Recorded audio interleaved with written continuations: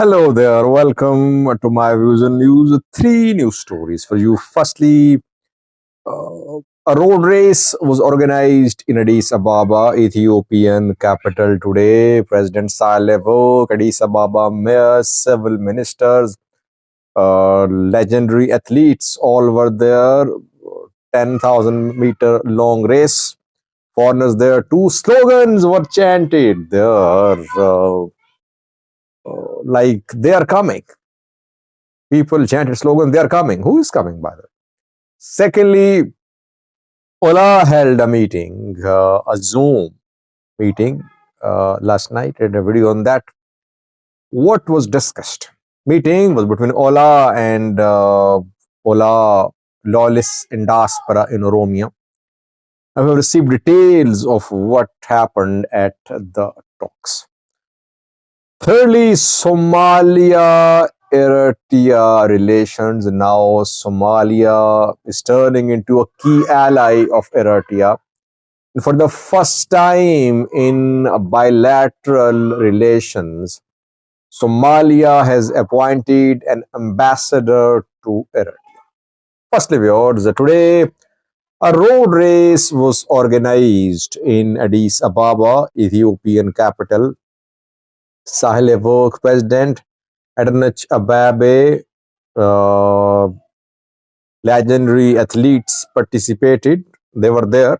Around 10,000-meter long race. Foreigners participated too. Diplomats were seen there too. Roads leading to the venue of the race remained blocked. Traffic was diverted. Yesterday, we saw announcement of a traffic diversion plan by Addis Ababa police. All went well. Big program organized very peacefully in the capital city. And this is not the first run. We have seen such races in the past too. But some participants chanted slogans. I wouldn't say all were part of chanting of slogans, but some chanted slogans. Videos are now being shared in social media. Two videos are being shared. One video shows the race participants chanting slogans, "We want AK-47." Interesting. Second video shows the participants chanting slogans, "They are coming." Who is coming? Fano fighters? It seems that the participants implied that Fano would take control of Addis Ababa, Ethiopian capital, though I always say that between Addis Ababa and Amhara, there is Oromia. And today's participants were from different parts of Ethiopia. They were not from just Addis Ababa. They were from Amhara, Oromia, all parts of Ethiopia. They participated in this road race. We cannot say that the slogans were chanted by residents of Addis Ababa, but the slogan chanting just indicates that there are elements in Addis Ababa which could try to take advantage of the situation if Fano fighters manage to create conflict in Addis Ababa. If they activated their sleeper cells in Addis Ababa, they could find some sympathy here. Having said that, we cannot say Fano has gained a foothold in Addis Ababa. With the two videos, then next news story.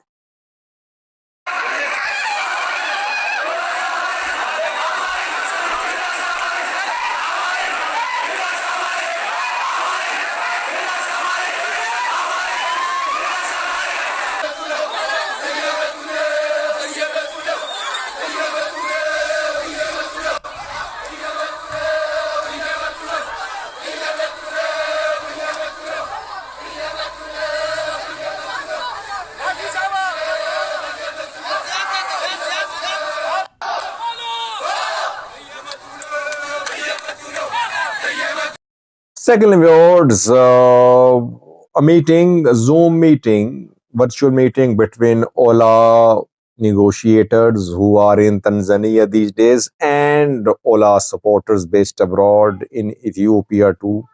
Meeting was held last night and large number of people participated. What did OLA say? Kumsa Dereba appeared to for just 12 minutes. Long meeting, but Kumsa Dereba appeared for just 12 minutes. Did OLA negotiators who are in Tanzania brief the meeting participants about any progress made at the talks ongoing between OLA and Ethiopian government? Well, the OLA did not share details. It said it would be inappropriate to disclose details of the meetings, but developments are happening. Firstly. Secondly, it was a type of fundraising program too. As we know, all Ethiopian armed groups are raising funds from abroad to these meetings. So it was a fundraising program too. Thirdly, very importantly, OLA criticized some diaspora community members. Maro himself, Kumsa Dereba, criticized some people living abroad. He said some people living abroad want to control, they want to have political control over the forces, means over the Oromo Liberation Army. He said it is unacceptable. Very interesting statement, by the way. Last round of talks between OLA and Ethiopian government was held in Tanzania too, and back then from OLA side, diaspora representatives participated. OLA commanders did not participate. This time, OLA commanders are themselves attending talks. Kemachoboe, Kumsa Dereba, Jalsaniye, all are there reportedly. It means that the first round of talks, which was led by mainly diaspora, was not well received within OLA military structure. That is why OLA decided to take matters into its own hands, and it decided to send military commanders to negotiate. It's a very important development because we have been hearing that OLA is closely aligned with Oromo diaspora, but this is the first time that we have seen a statement from OLA criticizing some members of foreign people, members of diaspora. And about talks, OLA further said that people should be patient, they should wait. Details will be made public at the right time. Now, how to conclude? I think some progress has been made. It seems some progress has been made. Some developments have happened. OLA obviously does not want to share the progress at this point of time. But in coming days, you could see announcement of this progress. And this meeting indicates that OLA wants to make decisions on its own. OLA's military commanders want to make big decisions. They don't want to leave their negotiations to diaspora community. But they rely a lot on diaspora for their finances, for their financial assistance. They rely on diaspora. So they would stay in touch with diaspora. And maybe they know that in case of signing of deal, there could be criticism from diaspora. That is why they held this meeting to talk to those diaspora community members who are close to the Oromo Liberation Army. Maybe an understanding has been reached between OLA and Ethiopian government, but we're not sure. Let's wait. Lastly, viewers, the Somalia-Eritrea relations.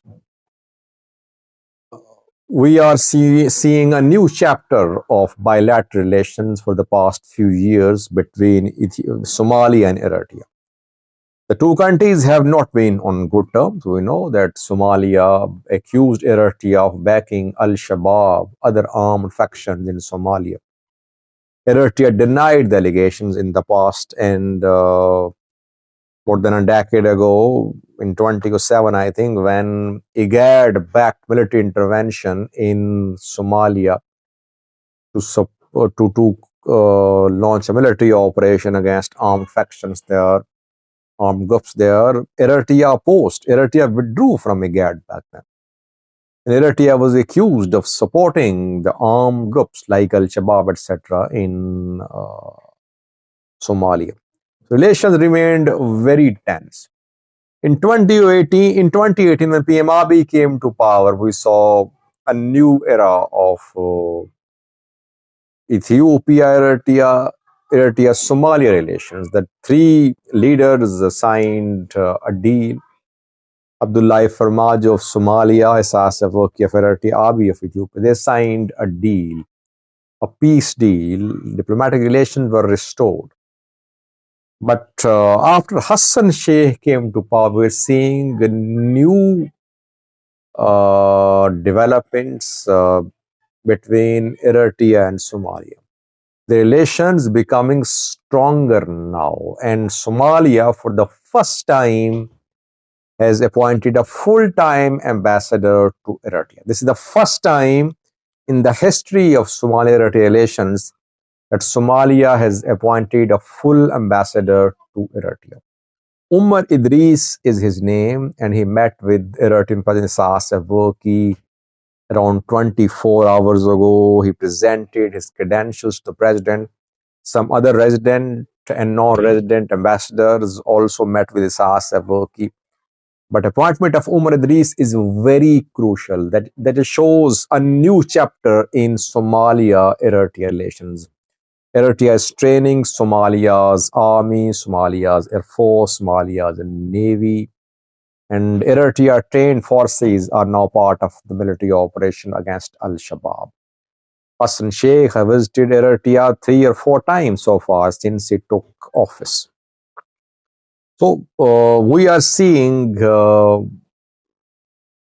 Somalia, Eritrea, Sudan, Burhan, Egypt alliance in the region. What options, what does Ethiopia have in terms of options? What should it do? Should it try to find allies too, or should it try to improve its ties with countries like Somalia and Eritrea? That's open to discussion. Thank you for watching.